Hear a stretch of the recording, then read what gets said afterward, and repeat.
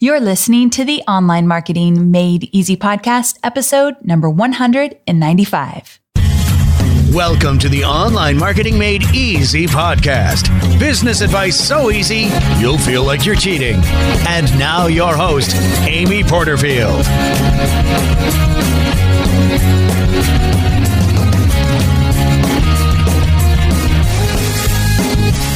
Welcome back to another episode of the Online Marketing Made Easy podcast. I'm your host, Amy Porterfield, and today we are diving into the 6 pillars of my content creation process. My listeners are often asking me, Amy, how do you create so much content in your business? And my answer relates back to these 6 pillars. I think I look at content much differently than a lot of other marketers and content creators. I break up my content into different pillars, and then I decide how I'm going to spend my time in each of those pillars and where I'm going to put my focus. And the goal of this episode is to take away the overwhelm of content creation for you, because I know that creating a lot of content, getting out a weekly blog or weekly podcast or weekly video show can be a lot of work. Plus, you've got the content inside of your programs and your promotions and all the other stuff you're creating. So in order to take away that overwhelm, I wanted to break down the process for you and then give you some words of wisdom or recommendations as to where you should be spending your time when it comes to your content. Now, before we get into it, 2 things. Number 1, this episode is brought to you by my List Builders Lab program. My List Builders Lab program is all about building your list building foundation. I firmly believe that if you are running an online business of any kind and you don't have an email list, then you're definitely leaving money on the table and you're going to struggle with building your tribe. And so list building should always be a priority in your business. But where do you get started? How do you build your foundation? Well, I've got just the free masterclass to get you going down the right road in order to build your list building foundation. All you need to do is go to amyporterfield.com/build my list. amyporterfield.com/build my list.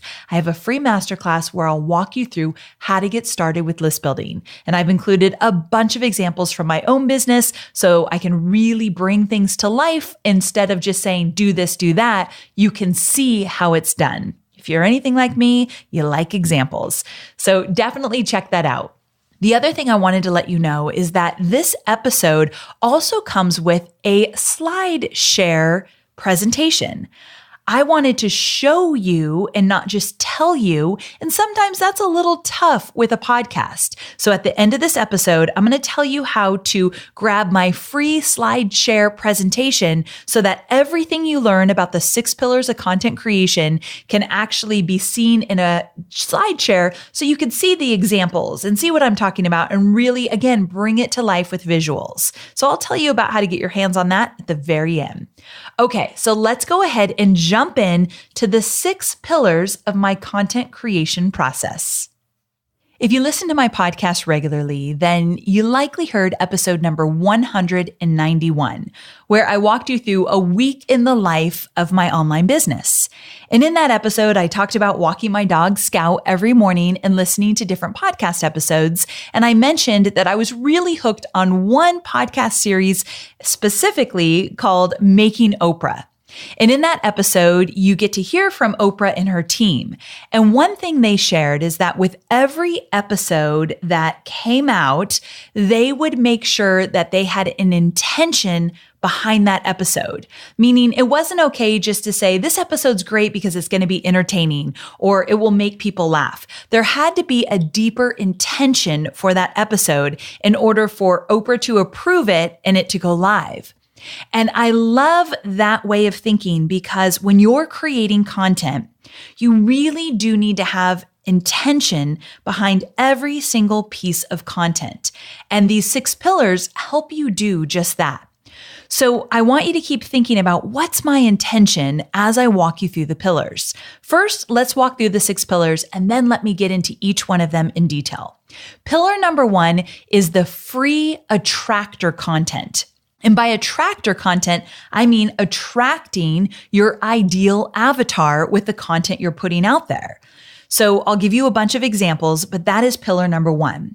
Pillar number 2 is free tribe content. The tribe is who I've already attracted, and I want to grow that relationship. It's the know, like, and trust factor. It's building that affinity. It's the content that keeps people around, and it makes them feel as though they are a part of your world. So that's the free tribe content. Pillar number 3 is the free promo content. It's all that content you create in order to get people to pay attention to your promotions, your campaigns, your launches. Again, examples are coming soon. Pillar number 4, the paid course content. So the first 3 pillars were free content. Now we've gotten into paid course content. So this is all the content that you create inside of your digital course, the modules, the cheat sheets, the audio files, whatever it might be, people pay for that content. Pillar number 5 is the paid bonus content. So this is all the content you create to make your offer really irresistible.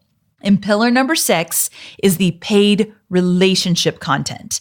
I didn't know that this was a pillar in my business until I sat down and really dissected all of the different content I create. And I realized that paid relationship content is where I actually create massive loyalty and keep people coming back for more. And that's why I have people that have bought every single program that I've ever put out there, because I build a relationship with them once they become my students. So I love talking about paid relationship content, and I'll give you a really good example of that one as well. So let's start at the top with pillar number 1, the free attractor content. This is the content that you are going to create in order to attract your ideal customer avatar. And you want that content to be a really good representation of your brand, who you are, and what you are all about. So can you guess what content I use for my free attractor content? Well, if you're guessing this podcast, you're right. This podcast is a great example of free attractor content because I get to talk about list building, course creation, webinars, and all the other topics that fall around the perimeter of that, email marketing, social media, live video. And so all those topics are a great representation of my brand. As you all know, I sell a program around list building. I sell a program around course creation and another one around webinars. And so because I know what I'm selling, it's very easy for me to think, okay, so what topic should I talk about for my free attractor content? So if you're struggling with that base level free valuable content, then you're likely unsure about what you want to sell or who you're selling to. So that might be a really good red flag. I say good red flag because it's a quality problem, figuring out, okay, maybe I'm a little bit confused about what I'm selling or who I'm selling to. And that's why I just can't figure out what kind of content to put out there to attract my ideal customer avatar. So my podcast is a great use of this free attractor content pillar. And for you, it might be a weekly blog or maybe a video show. It doesn't have to be a podcast. More importantly, it's the content that you're putting out there. Also, my freebies that I do every so often on this podcast are perfect for free attractor content because I'm using these freebies to attract my audience and get them on my email list. So you all know that I do some pretty elaborate freebies for specific episodes on the podcast. And one thing that is really important is for me to ask myself before I create a freebie for the podcast, 3 questions. And that helps me determine, do I want to create a freebie to go along with the podcast episode? So I'm going to share those questions that I ask myself, or if I'm working with someone on the content for this podcast episode, we will ask each other these questions and kind of figure out, does this episode need a freebie? So the first question we ask is, will a cheat sheet help my listeners implement what I just taught them? So if the answer is yes, then I'll create some kind of cheat sheet, checklist, guide that goes along with the podcast episode. The other question is, does this episode need a visual? So remember I said I'm creating a SlideShare presentation for this episode. I think this episode needs a visual because I want to show you some examples, and the content's kind of heavy. I'm going through 6 pillars, so I want you to have something to refer back to. Here's another one. Will extra info bring the topic a step forward? So I don't want to just always regurgitate in the freebie what I just taught you. I think it's more valuable if I take it a step further, or if I offer something even more beyond the episode, or maybe I walk you through a worksheet to get the ideas out of your head and onto paper so that you can move forward with what I just taught you. So that's another question I ask. Will extra info bring the topic a step forward, not just regurgitate what I just taught? So my freebies are free attractor content. They're in that first pillar. That's where I see them. Also, one more thing I'll add is that this year I'm trying to, or I guess moving into the new year, I'm trying to add more mixed media to my podcast. And so let's say, well, I did this on a podcast where I talked about how I put together my podcast. I know, very meta, but I did an episode all about how I podcast, my process, my system. I'll link to it in my show notes if you didn't hear that one. But in that episode on the show notes, I made a quick video where I showed you around my podcast equipment, and I showed you exactly what I use because I wanted you to see how simple I keep it. And so that was a video in the show notes. So now you've got the podcast where you can listen. A lot of my freebies are PDFs, so you could download them. And in this case, for the podcast episode, I did a video. So mixing up the media is also a great example of attractor content, because not all of my new audience want to listen. Maybe they want to watch, or maybe they love the PDFs that they can download. So I want to give options to the audience that I'm attracting into my world. So again, really the podcast is the free attractor content. For you, again, it might be a blog or a video, but you want to determine what your free attractor content is. And then I enhance it with the freebies and then the mixed media. Okay. So the key lesson here is that whatever you choose as your free attractor content, pillar 1, you want to create a rinse and repeat process. That's your key lesson. Create a rinse and repeat process, because this is something that you're going to be doing hopefully weekly. And so you want to make sure that it is not something that you're scattering to do all the time, or that it feels very heavy, because then you won't do it. And the more free attractor content you get out there, the bigger your audience. You're casting a wider net. And I want to just kind of give a shout out to podcasting.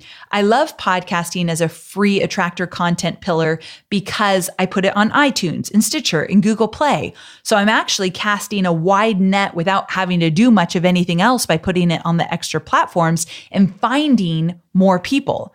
So whatever you do for the free attractor content, you want to make sure that you're able to put it out there and attract new people. Maybe it's a Facebook Live, and so you're pushing it out to Facebook and you're boosting that Facebook Live so it gets out to people beyond just your fans. So I want you to start thinking about, how can I cast a wider net, because the whole goal is to bring new people into my world. Okay, moving on to the free tribe content, which is pillar number 2, the free tribe content. So the way I look at free tribe content is that I've used my podcast to attract people in, but there's a little overlap in the sense that I use my podcast to also solidify my tribe. Some of you actually listen to every single episode I put out on my podcast. You are my tribe. You keep coming back for more. Some of you have every single program I've ever created. You are in my tribe. And maybe you don't listen to every single episode, but you keep coming back for more because you think I offer value. You too are part of my tribe. And so just by the consistency of my podcast, I am attracting my tribe. The tribe, if you think about it, is basically the free attractor content, that audience that I'm attracting, I'm pulling them closer. So the tribe is just one more step closer to me and my brand and my business and what I'm all about. So it's more intimate. So if you start to listen to every episode, then you heard the episode where I talked about my battle with video and my weight issues. Or you likely heard the episode where I brought on my husband, Hobie, and we talked about what it's like to be married to an entrepreneur, the good, the bad, the ugly. So the episodes where I really share the vulnerable stuff, and I'm trying to do more and more of that, those episodes are for my tribe. Those are for those of you that want to know me more and you're curious about behind the scenes and what my life looks like as an entrepreneur. So the specific content where I'm more vulnerable and I invite you in closer and I really share the good stuff, that's for my tribe. So there's overlap with the podcast. I use it for attracting and I use it to bring my tribe closer. So that's another reason why I feel like the podcast, or you could do it with a blog or a video show as well, is just so powerful. It attracts and it brings your tribe closer, creates a tribe and brings them in closer.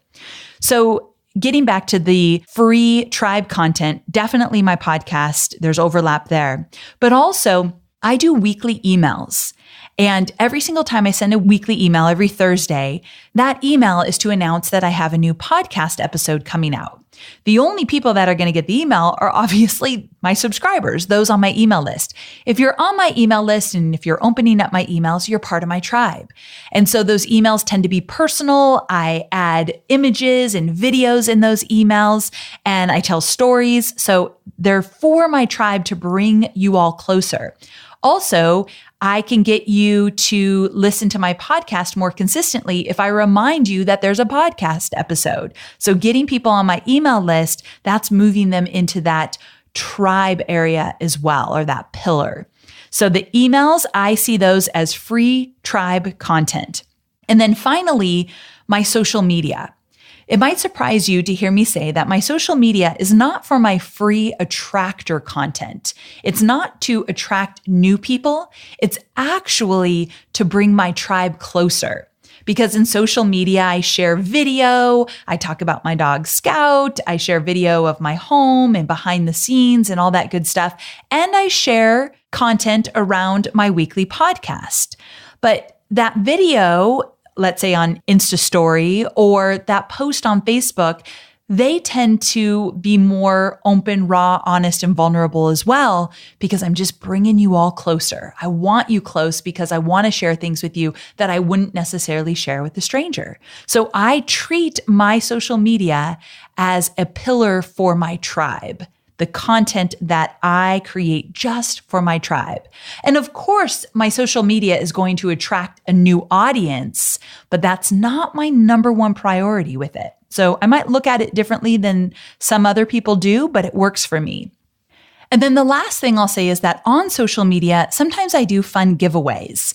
So earlier this year, we did a Starbucks coffee giveaway where on Insta Stories, we actually did this whole story. It was like 10 different short little videos where we shared a barcode that any one of my followers could take into Starbucks and use up to $10 from this barcode to buy themselves a cup of coffee and a little treat if you wanted something a little extra. And so we put a few $100s on this barcode and then sent it out on social media and said, it's Monday morning. You need a cup of Joe. Your morning coffee's on me. So I do things like that for my tribe, not to attract new people into my world, but to thank those who have been supporters and followers for episode after episode after episode of my podcast. And they've just been super loyal to what I've been putting out there. So that's another way that I create free tribe content. Okay, the key lesson, get vulnerable. I've learned that in 2017, so I'm not sure if this episode comes out in the new year, but throughout 2017, I learned slowly but surely that I needed to be more honest, real, and vulnerable. And the more vulnerable I am, that's for my tribe. That's to share with my tribe because you all share your secrets and your challenges and your issues with me. And I want to do the same with you. So the key lesson for the free tribe content is get vulnerable. All right, moving on to pillar number 3, and that is free promo content. So this is the content that you create for your promotions before you sell anything.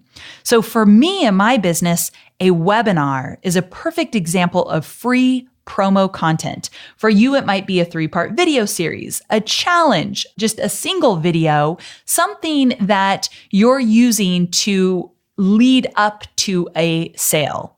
And so look at your free promo content, and I want you to ask yourself, how much time, effort, and energy do you put into that content?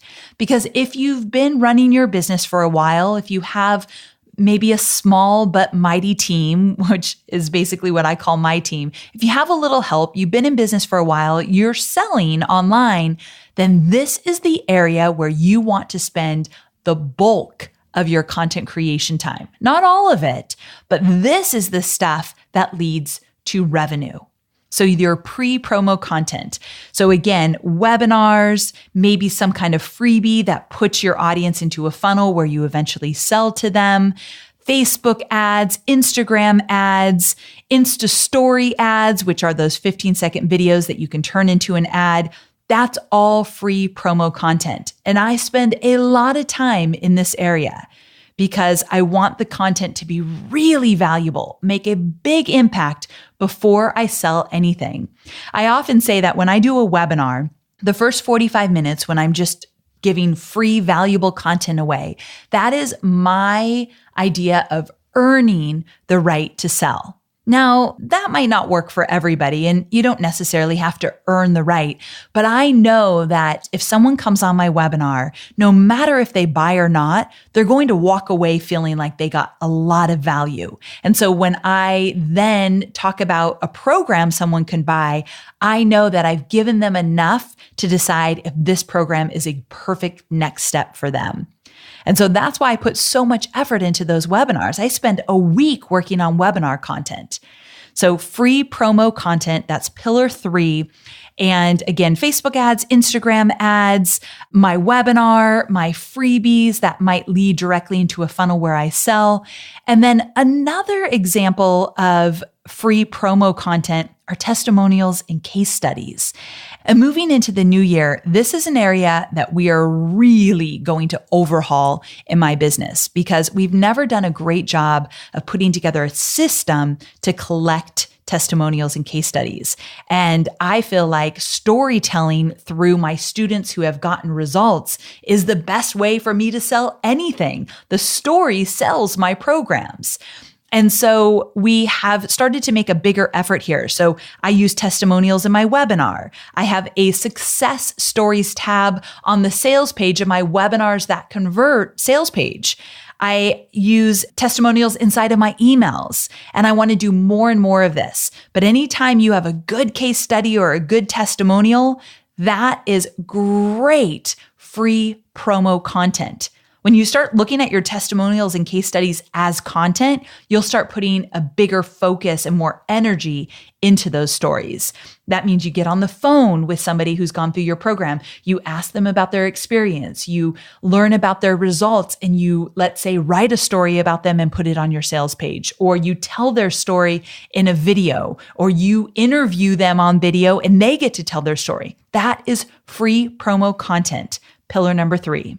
All right, the key lesson here is make your time and money here really count. So as I said, when I first started talking about pillar 3, if you've been in business for a while, this is an area that you definitely want to pay close attention to and put some money in it in terms of paid advertising, because that is content. Also, to back up a little bit, let's say you're totally brand new, just starting out, first year of business. You are going to put your main focus on your free attractor content and your free tribe content. You're putting something out there on a weekly basis. You are creating content that is a good representation of your brand, and you're starting to pull your audience closer so that they become your tribe. That's where you're going to spend the bulk of your time. And if you have nothing to sell yet, for sure, it's those first 2 pillars. But as you have something to sell, then you're going to be spending more time in pillar 3. And that doesn't mean that you're going to not be creating consistent content in pillar 1 and 2. It means that you have a system, a process in place that is maybe not on autopilot, but it's happening regularly. You already have a system in place. Like me in my mega batching, I've talked about that in a podcast before. If you want to learn how to mega batch so that you can have more time to spend in your free promo content pillar, and you want to mega batch your weekly podcast or weekly blog, make sure to check out that podcast episode I did on mega batching. I'll link to it in the show notes. So amyporterfield.com/195. Those are the show notes for this episode. I'll link to some of these past episodes that you might have missed. Okay, so moving on to pillar number 4, paid course content. And this one is pretty self-explanatory. This is the content that you create for your digital courses. It's the modules, the cheat sheets and checklists that are inside of your program. And it's what you are selling if you're selling digital courses. So I have a program called Courses That Convert. And in that program, I teach you how to create your digital course. So if you're interested in that, I've got a free webinar, amyporterfield.com/free. So amyporterfield.com/free. You can check out my free masterclass where I teach you how to get started with course creation. But that is pillar 4, paid course content. And this is the pillar that definitely is a little bit overwhelming when you've never created a course. Heck, it's still sometimes overwhelming to me, and I've created many, many courses. This pillar takes a while. This is the pillar that you're probably working on for a few months to create your course, but you're also doing other things at the same time so that you're multitasking a bit. When you're creating a course, you're also running the business. And I think that's where the overwhelm comes into play. But likely you're only doing your paid course content 2 or 3 times a year. I don't think you need to create a bunch of digital courses in order to be profitable in your business. Heck, right now, I only have 3. We're going to add one more in this coming year, but I don't think you need a bunch. So if you just create 1 or 2 each year, and then you really focus on launching it and relaunching it and relaunching it, you can see some amazing progress for sure. Okay, so the key principle for pillar number 4, paid course content is, or the key lesson, I should say, is don't do it alone. One of the biggest mistakes I've made from the get-go is I do all of my course creation on my own. So that means I create the outlines, I create the slide decks, I record all of it, and I even edit my module videos. And I just think that that's not the best use of my time. If I got some extra help with some of that, I could get through it faster. So if you have a little extra revenue in order to pay for some extra support, look at all the things you do to create a course and see where you might be able to pull someone in to help you get it done faster and not overwhelm you through the process. All right, moving on to pillar number 5, paid bonus content. So one of the things that I want to talk about more and more on this podcast is putting together your offer. And as you all know, I teach how to create an online course, how to sell that course on webinars. But if you have an offer that just isn't resonating with your audience, no matter if you have the best webinar in the world or the best digital course in the world, it's not going to sell well. The offer is basically everything that you're going to give in exchange, of course, for whatever they pay for it. And that offer needs to seem very irresistible, so your audience just can't pass it up. And so part of the offer is your bonus content. So that's why I've made this pillar number 5, paid bonus content. And I do definitely focus some good attention on my bonuses. And one of the things I've learned over the years is that when you create a bonus, you want to make sure that that bonus either enhances the experience of the student going through your digital course, or it helps them get to the finish line faster. So I created an entire podcast episode around how to figure out which bonuses you should add to your offer. And I'm going to link to that in the show notes. So amyporterfield.com/195. I'm going to link to the bonus episode I did on this podcast because it was one of my favorites I've ever created because it helps you figure out how to come up with some really good bonuses without overwhelming your audience with too much content. So the key lesson here with pillar number 5, paid bonus content, is that you want to shop around your offer. Meaning once you put together your offer and you list exactly what they get in your digital course and you list all the bonuses you're going to include, I want you to put that in front of a peer, someone you trust, someone that knows you and your business, and just say, what do you think of this offer? And of course, include the price point of that offer as well. And if you're going to do any payment plans. So put that, let's just say, in a Google Doc, and it should be half a page. It shouldn't be pages and pages because it's just your offer. What they get, what bonuses they get, how much is it, is there a payment plan? And I want you to put that in front of some of your peers that you trust. If you're in a mastermind, a small group, people that know your business, and just say, what do you think of this offer? And get feedback, because shopping around your offer this way allows you to see how other people view this offer. And I would say the most valuable thing is if you could put it in front of your potential customers, but that might seem a little bit weird, putting it in front of them before you actually put out the offer. I don't know if I love that. I don't think that's the best way to go pro in your business. So that's why I would keep it behind the scenes with your peers and get some feedback that way. Now, before you put together your offer, of course, you're going to do your course calls where you get on the phone with potential students. You learn who they are, what they are, or what they want, what they need. So that all comes before you put together your offer. But now you're shopping it around to your peers to get their feedback. I think that's really helpful. And part of that offer, of course, is the content that you create for your bonuses. So that's why I've made it its separate pillar, because my bonuses can make or break an offer. So I want to spend some time on not only coming up with the bonuses, but making them really, really valuable. Again, one of my goals with bonuses is to get people to the finish line faster or to enhance the program so they get even bigger results than I promised them.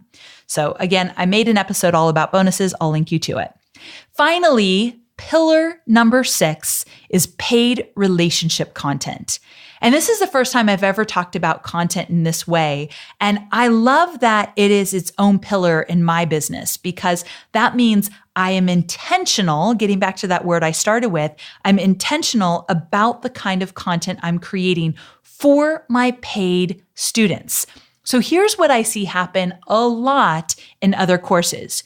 You buy the course, you never hear from the course creator again. Or you might hear from them once or twice, but then they kind of trail off and you feel like, where did they go? And now I feel like I'm stuck and I don't have any support.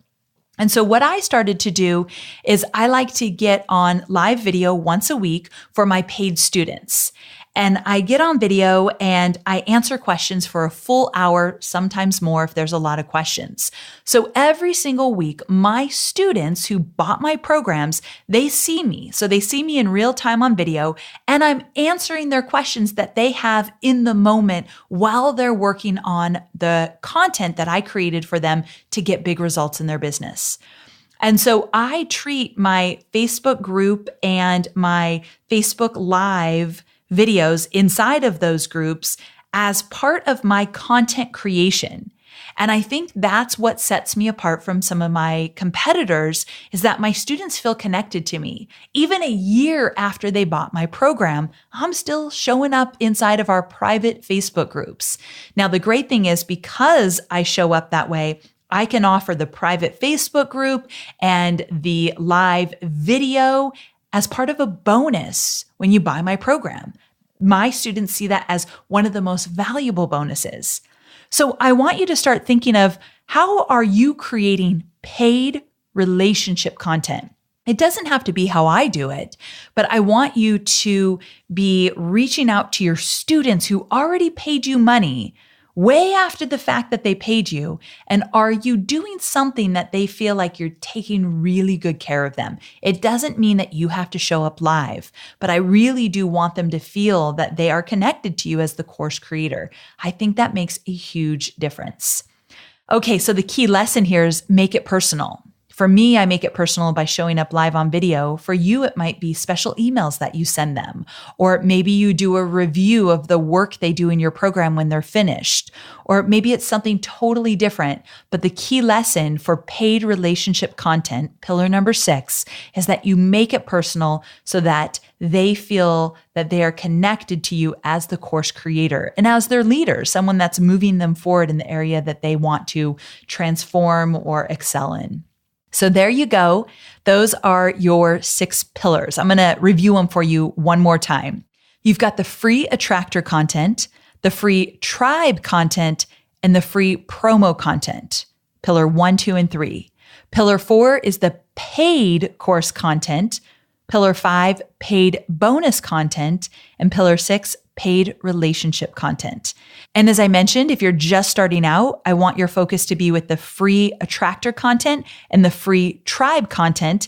And if you've been at it for a while, you have something to sell, really put your energy, focus, and your money into the free promo content so that you can really do a launch or a campaign or a promotion really well because you've built out the content to get people engaged in that promo. So very important. Okay, so there you have it. I hope you found the 6 pillars of my content creation process valuable. And as I promised in the beginning of this episode, I created a slide share presentation to show you some examples of these different pillars inside of my own business and just to walk you through the pillars visually so that this really hits home and you apply it to your own business. So if you go to amyporterfield.com/195, in the show notes, I will link to my SlideShare presentation. So you'll be able to click on it and watch it right away. It's not even behind an opt-in. So you can get it straight away if you go to amyporterfield.com/195. And before I sign off, this episode is brought to you by my program, List Builders Lab, where I teach you step-by-step how to grow your email list and build that foundation so you're actually growing your email list every single day and you no longer have to worry that you don't have a list to promote to. It's so important that you focus on list building, and I want to help you get started. So I have a free masterclass called How to Create Your Ultimate List Building Catch-Up Plan, and you can find it at amyporterfield.com/build my list. amyporterfield.com/build my list. Thank you so very much for tuning in. Next week's episode is all about webinar tips, tricks, and strategies that I've been dying to share with you to enhance your entire webinar experience. So I'll see you next week in episode 196. Until then, make it a great week. Bye for now.